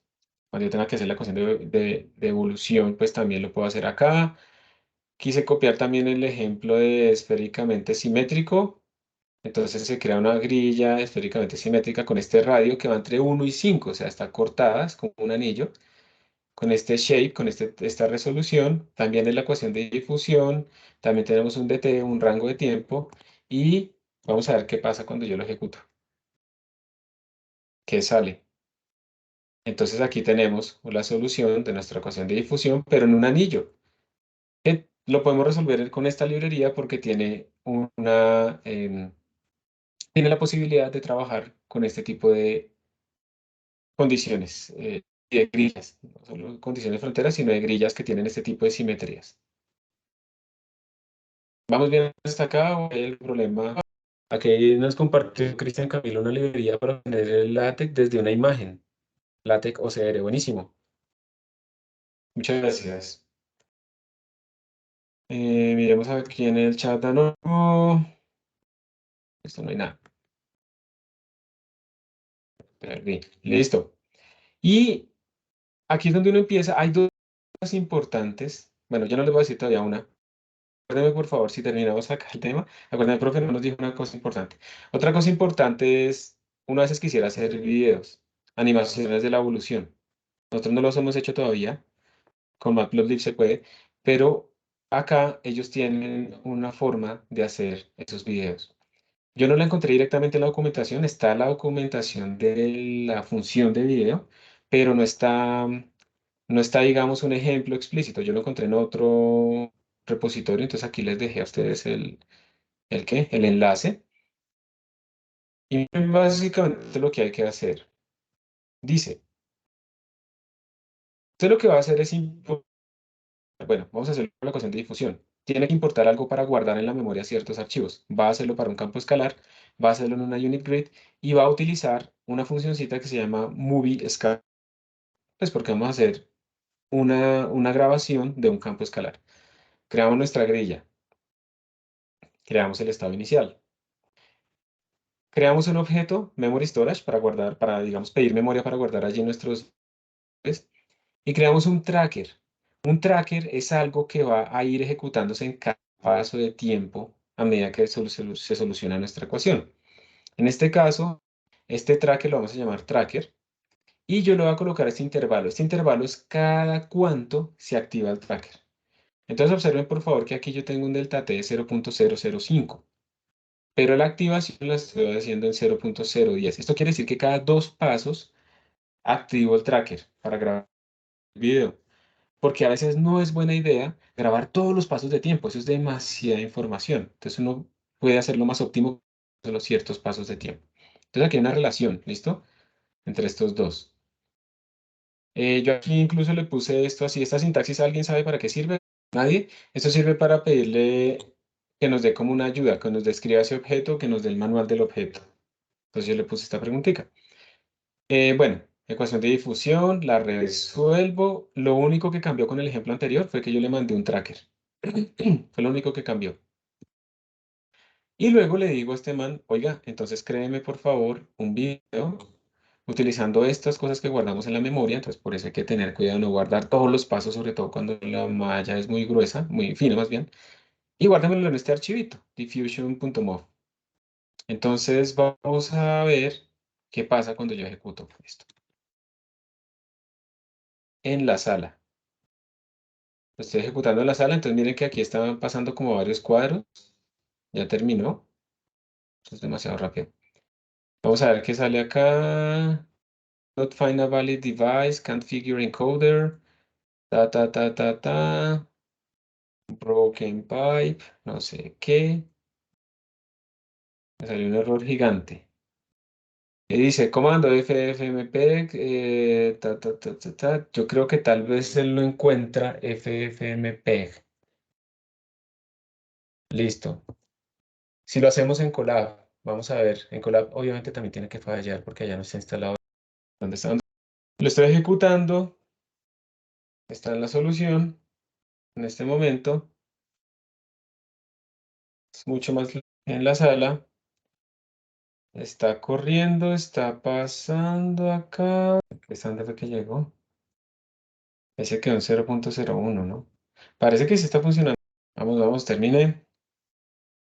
Por haber puesto este símbolo de pregunta aquí, me salió este manual del tracker. Entonces miren que el tracker me dice que tiene ciertos argumentos que yo le puedo mandar. Eso es simplemente una manera en la que ustedes pueden preguntarle, pues si hay documentación sobre cierta cosa. Miren que al parecer no botó un error. Si yo abro aquí esta carpeta, ahí está el video. Si yo trato de abrirlo, ¿qué pasará? Yo nunca he hecho esto. Le voy a decir que lo descargue. Ya me lo descargó. Yo no sé qué pasará si yo le doy doble clic acá. No, me lo descargó 2 veces. Esto está dentro de la sala. Entonces voy a ir en la consola a descargas y voy a verificar si efectivamente este man tiene algo llamado diffusion.mov. Diffusion.mov, listo. Y ahora pues sería como reproducirlo, ¿no? Entonces voy a verificar si simplemente abriendo aquí voy a decirle que abra este terminal. ¿Dónde está esto? Aquí está, diffusion.mov. Miren que esto parece que lo ve como un archivo de texto, pero esto sí los ve como videos. Le voy a dar doble clic, a ver qué sale. Ahí efectivamente, ahí está el video. Lo veo. Ahí está nuestra ecuación de difusión con esa condición inicial aleatoria que le damos, pues. Y ahí está el videito. Entonces, además, nos puede grabar el videito. Entonces, bueno, lo tendrán que descargar y correrlo. Y para que funcione aquí en la sala, yo quiero ver de todas maneras algo. Estoy en sala 5, entonces voy a decirle, oiga, pip, install, --user, ffmpeg. Vamos a ver si este man hace algo. Bla, bla, bla, no sé qué, ffmpeg, listo. ffmpeg, -version. Entonces, 4.2, pero él está utilizando el sistema.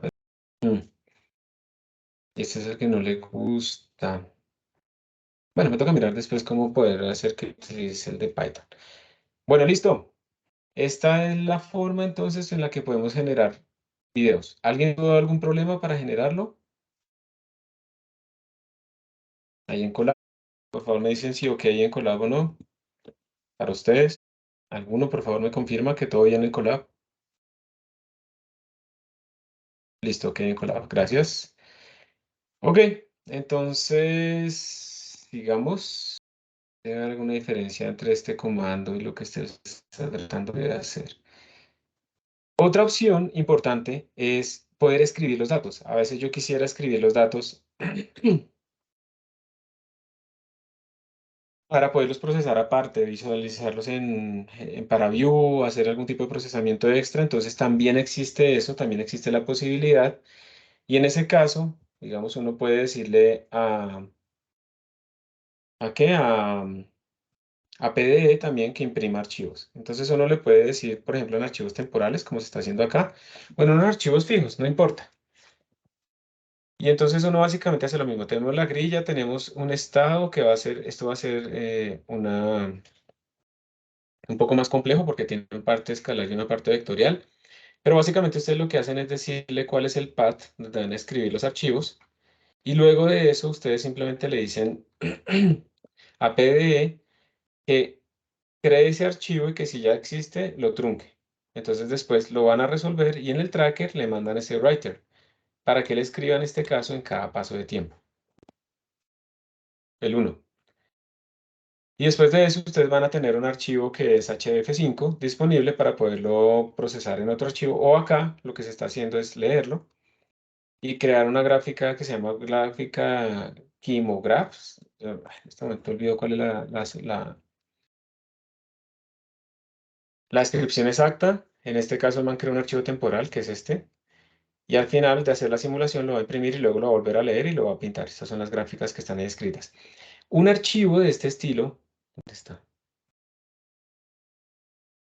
Un archivo de este estilo es muy útil en el siguiente sentido. Un solo archivo HDF5, como tiene metadata, puede guardar los estados en varios estados de tiempo. ¿Sí? Puede ser guardado comprimido, entonces puede ahorrar un montón de espacio. Ustedes pueden tener un archivo de texto que guarde esto y que ocupe 10 megabytes y en un archivo comprimido se ocupa 0.5 megabytes o algo así. O sea, uno ahorra muchísimo espacio. Y además no crean un montón de archivos, sino que el mismo archivo HDF5 tiene toda la información temporal en diferentes bloques. Yo aquí le pedí que me escribiera en dónde lo había creado, porque yo quiero precisamente mostrarles a ustedes ese archivo por dentro. Les voy a ir a la consola, voy a ver si este archivo existe, si no lo borró, ahí está.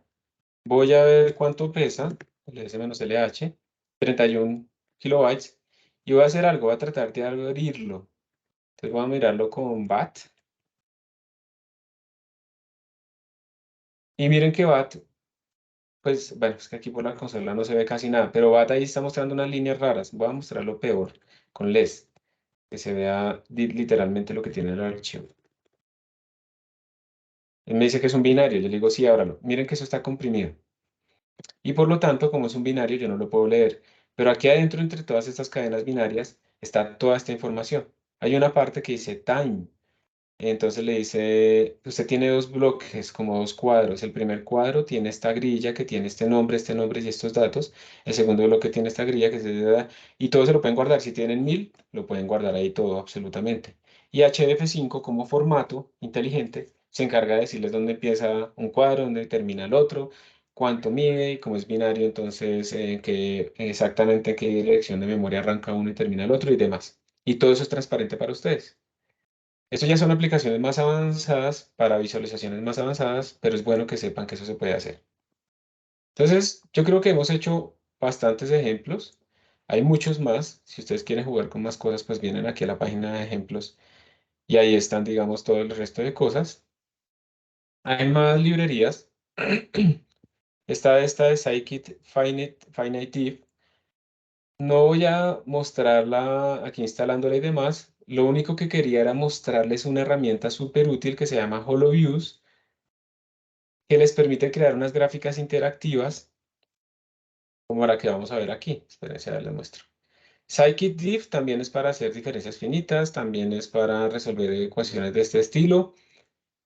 Ustedes pueden ir a ver los ejemplos, pero Scikit-diff en particular está orientada hacia, me parece que está como muy fácil de implementar para ondas, que era lo que nos faltaba. Entonces, si ustedes tienen que hacer ondas, Scikit-diff, Scikit-fdiff es la librería que deberían utilizar para ondas. También utiliza SymPy por dentro para hacer ese cálculo simbólico. Y aquí abajo hay un ejemplito. Entonces les dice, mire, usted tiene que importar esto. Usted define el modelo. Yo por eso no voy a entrar porque es que los modelos son más complejos. Y al final ustedes pueden generar este tipo de gráficas que tiene una cosa súper interesante. Se las voy a mostrar. Nosotros hemos generado como foticos. Cuando tenemos cosas en el tiempo, en iteraciones, generamos como foticos. Esta fotico acá, esta fotico, ya. Miren que esto es interactivo. Ustedes pueden ver aquí la evolución desde el tiempo cero en adelante utilizando HoloViews. Y estas figuras son fáciles de hacer relativamente con esta librería. Y pues es bueno que ustedes conozcan que existen librerías que permiten generar este tipo de gráficas interactivas. Eso no es para un artículo, pero sí es para una exposición o cosas así. Entonces yo puedo codificar acá para que él vaya leyendo en función del tiempo cómo está evolucionando mi sistema. Esto es una onda, ¿cierto? Que se está propagando en condiciones periódicas. Por eso es que esa onda que se está propagando en condiciones periódicas va a entrar acá por todas esas fronteras y pues vamos a ver esta evolución rara. Entonces esta es otra librería que ustedes pueden utilizar también para solución de diferencias finitas y para visualizar, les queda el HoloViews. Pueden utilizar los módulos de SymPy también, pero esos son, digamos, más abstractos. Yo realmente les recomiendo ir directamente con PyPy o con Scikit-fdiff. Y ya cuando ustedes tengan problemas más complejos, resoluciones en geometrías diferentes, muy raras, que no son simétricas, cilíndricas y cosas así, cuando tengan materiales que pueden ser deformables, que pueden ser no homogéneos en su composición y ese tipo de cosas, realmente el método de diferencias finitas empieza a ser problemático. Entonces ustedes ya tienen que pasar a algo que se llaman elementos finitos. Elementos finitos, como les había comentado, no lo vamos a tocar acá, o sea, realmente se nos sale del alcance del curso, pero este método de elementos finitos pues es bastante poderoso y simplemente les enlazo aquí algunas librerías para que medio vean lo que se podría hacer. Va a haber una charla dentro de como que más o menos como en un mes, no, como en 2 semanas, en el grupo de simulación de una persona que es experta trabajando con Fénix. Yo les mandaré el enlace por si les interesa ir a la charla. Igual yo trato de esas charlas copiarles a ustedes esos videos dentro de la misma lista en YouTube, por si acaso.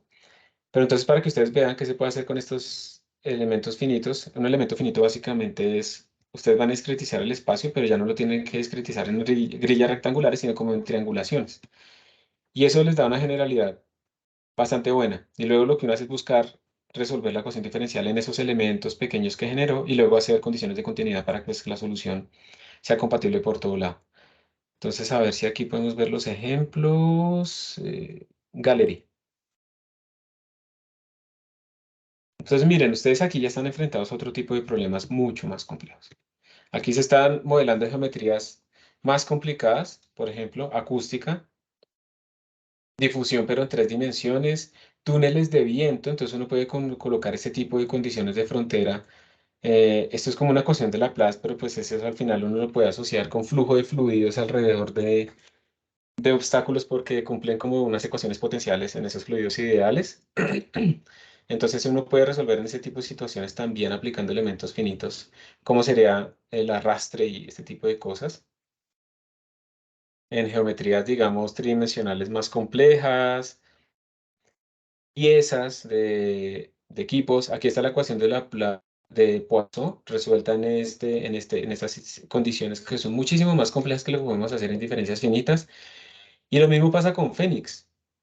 Fénix es uno de los estándares también. El método de elementos finitos, digamos, uno no lo puede explicar en una simple clase y ya. Fénix, por ejemplo, lo que busca es algo que se llama la ecuación, la forma débil de las ecuaciones. Lo que hace, uno tiene que hacer matemática acá.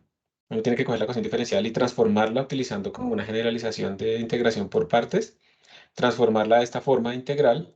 Y cuando uno la puede transformar de esta manera integral, uno puede resolverla utilizando Fénix. Fénix realmente tiene una interfaz de Python de alto nivel, pero realmente está escrito en C++. Y pues al final, aunque parezca difícil, si uno logra escribir la ecuación diferencial de esta manera, es súper sencillo después decirle, mire, yo tengo una triangulación, entonces tengo la ecuación, hágame la triangulación en esa región que yo le estoy dando, o yo la puedo hacer en otro programa, en AutoCAD o lo que sea, y metérsela acá.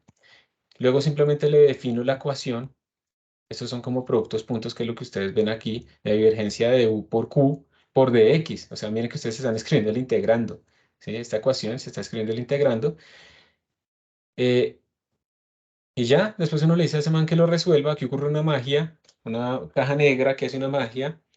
Y esto les va a botar a ustedes entonces las soluciones, por ejemplo, en este caso del flujo de un fluido alrededor. Uno puede buscar también en otros tipos de situaciones mucho más complejas, como es el flujo de cosas, como son las deformaciones. Ustedes esas grillas o esas regiones sólidas las pueden generar con muchas herramientas. Se utiliza GMSH, pero pues cualquier cosa que pueda exportar triangulaciones es útil.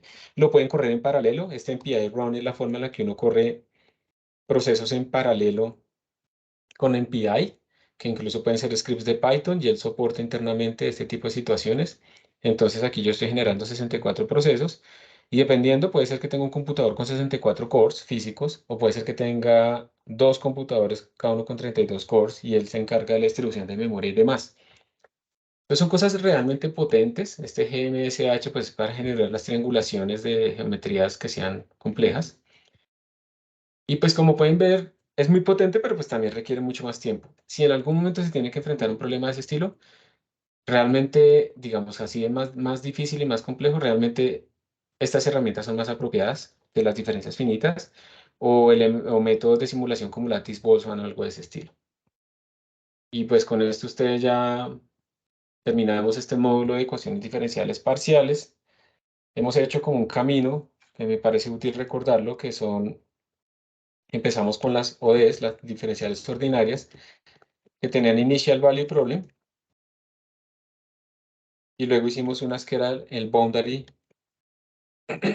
Value Problem, donde utilizamos el método de Shooting y otras cosas para resolverlas. Luego continuamos todavía con ODS, pero de segundo orden, para resolver sistemas dinámicos. Y ahí nosotros utilizamos cosas como el método de Leapfrog, ¿cierto? Leapfrog, para resolver nuestras ecuaciones, pues una dinámica de un sistema que rebotaba y que las paredes y no sé qué. Y también aprendimos VPython para hacer algunas animaciones. Y ya después de esto pasamos a PDE, que ya eran nuestras ecuaciones de diferencias finitas. Utilizamos para resolver la ecuación de Laplace con ciertas condiciones de frontera. Y ahora sí la última cosa importante que me faltaba. Yo no encontré la manera en la que nosotros pudiéramos hacer esta simulación. Nosotros digamos que esta simulación ya la hicimos, pero nosotros también éramos capaces de hacer simulaciones con nuestro método de relajación. Por ejemplo, un capacitor, o la que ustedes hicieron, que fue un anillo. Yo no encontré la manera realmente, tal vez, pues de pronto no busqué bien, pero no encontré la manera en la que ustedes pudieran colocar condiciones, digamos, de frontera también internas dentro de la simulación. Yo creo que sí existe la forma sería cambiando, creando una ecuación diferencial de Laplace nueva, en cuya evolución uno no le permite evolucionar así, digamos, para todo el mundo, sino que tenga cuidado con estas fronteras, pero pues no estoy seguro si se puede o no se puede hacer, ¿sí? Yo creería que sí, pero no lo encontré de forma sencilla. Entonces, este tipo de situaciones todavía no la podemos resolver ahí. Pero yo estoy casi seguro de que sí se puede si uno crea una nueva ecuación diferencial donde la evolución tenga en cuenta eso. Porque miren, ¿dónde está? Profe, qué pena, para ese problema no sería como mejor, o sea, resolver la ecuación de Laplace para el anillo y ahí sí poner las condiciones de frontera. ¿Te refieres cómo hacerlo adentro? Y sí, sí, o sea, sí, como resolver la ecuación de Laplace para el anillo y después evaluarla en las condiciones de frontera de la caja. O sea, yo tengo esto así. Y tú dices que resuelvo para la ecuación de Laplace, pero ¿en dónde? ¿En qué región? ¿Aquí dentro del anillo? Y sí, como en toda la región del espacio, pero después ya cuando uno evalúe las condiciones de frontera, lo limita. Ah, pues es que ese es el punto. O sea, cuando tú pones las ecuaciones de frontera, recuerda que solo te las pone como en los bordes. Y el punto es cómo le ponemos el anillo. Entonces uno podrá utilizar una grilla para el anillo que sea de simetría circular, pero entonces ya no podemos definir. Es como una limitación intrínseca, ¿sí me entiendes? De cómo meto esto, una condición interna. Porque yo no puedo mezclar dos grillas, por ejemplo. ¿Sí? Pero pues digamos que eso es lo que toca hacer. De pronto sí sea posible, como le dices, y de pronto yo lo estoy entendiendo mal, pero uno tiene que empezar a probar. Yo lo que creo es que a uno le toca crear una ecuación diferencial nueva. A ver, aquí estaban en los custom PD. A ver, acá. Entonces aquí dice, yo no tengo esta ecuación para resolverla, usted la tiene que meter. Y entonces la forma de hacerlo es esta, mira. Uno crea una clase que herede de la PD base que ellos tienen allá. Y en esa clase básicamente uno lo que hace es esto, escribir como la evolution rate. O sea, básicamente lo que tú haces es escribir esta parte de la derecha. Esta, ¿sí? Esta parte de la derecha. Entonces aquí lo que ellos dicen es, bueno, para esta ecuación en particular usted tendría que escribir que este evolution pues tiene, digamos, estas cosas. Mira que aquí está diciendo vamos a sacar el laplaciano con estas condiciones de frontera automáticas. Entonces él retorna menos eso al cuadrado sobre 2. Si te das cuenta, ese es como el primer término acá. Menos el laplaciano norma al cuadrado sobre 2 y se va colocando. Entonces yo creo que lo que toca hacer es generar exactamente lo mismo que la ecuación de Laplace, pero pero ponerle unas, hay que internamente en esta evolución ponerle esas cosas internas en donde él no debería sobreescribir nada. Y así de pronto se puedan escribir esas condiciones de frontera. No estoy seguro, pero esto es lo que se me ocurre que se podría hacer. Pero bueno, todas las ideas bienvenidas ahí. Si hay alguien, por ejemplo, digamos que esto sería otra posibilidad de proyecto final, si a alguien le interesa, podría decir, no, yo quiero buscar la manera de implementar, nuestro grupo quiere buscar la manera de implementar ese tipo de condiciones de frontera utilizando PyPD y lo vamos a hacer. Entonces tendrá que probar si sus ideas son correctas y en ese caso, pues eso también puede ser un proyecto final que nos muestre a nosotros cómo mejorar el uso de una herramienta y pues hacer más cosas. Entonces vamos a hacer el video, vamos a graficar en 3D, bueno, alguna cosa sí, pero hicieron algo, o sea, extendieron un poquito lo que aprendimos en clase y eso también podría ser útil. Bueno, con esto terminamos. Muchas gracias. Profe, ¿dónde se puede graficar la solución, digamos, de un potencial en 3D en un mapa? ¿Cómo se puede graficar? Cuando uno tiene un potencial en 3D y no quiere un mapa de colores porque además tendría que hacer transparencias, uno puede hacer son superficies de nivel, pero no sé si es lo mismo que tú dices de mapa de colores. Normalmente esas superficies de nivel, cuando uno tiene cosas tridimensionales, uno grafica es cuando mi potencial en 3D vale, no sé, 30 voltios. Pero eso es una superficie tridimensional, entonces uno grafica la superficie tridimensional.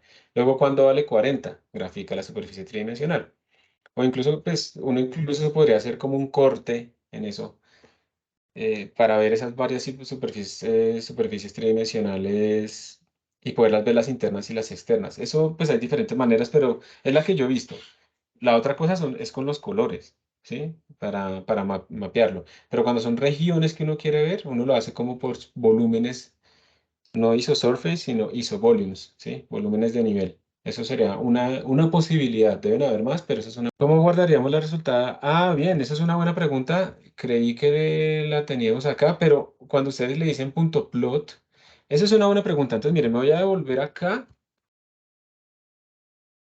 y de pronto, cuando nosotros le dijimos res.plot, de pronto ese plot tiene más cosas.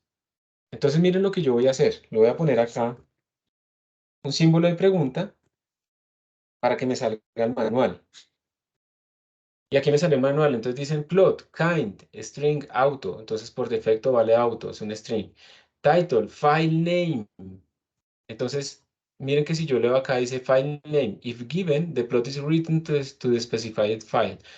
Perfecto, entonces si yo llego y le digo aquí no le digo simplemente punto .plot, sino le digo file name igual a la .pdf.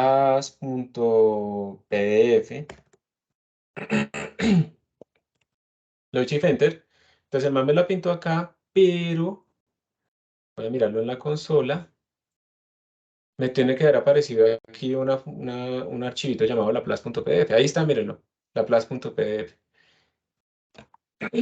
Perdón. Y si yo lo busco, tengo mucha basura acá. Aquí está, laplace.pdf. ¿Listo, Andrés Felipe? Con gusto. Bueno, entonces espero que hayan aprendido no solo a utilizar PyPD, sino como esa habilidad de cómo exploro yo el manual, voy leyendo, voy probando. Yo tengo que tener una formación básica, digamos, en estos casos que es de Python, de cómo entender un poco lo de las listas y no sé qué, pero la experimentación y la lectura del manual y el cambiar parámetros para ver qué pasa es la clave en todo este tipo de cosas. A ver, esos proyectos que son como, utilice esta librería, haga un ejemplito. Eso es súper útil porque uno aprende a utilizar esas librerías explorando. Ya la programación está como un poco a otro lado, uno lo que está haciendo es adaptarse a la librería. Gracias por su atención. Nos vemos entonces en la próxima clase. Hasta pronto. Gracias, profe. Hasta luego.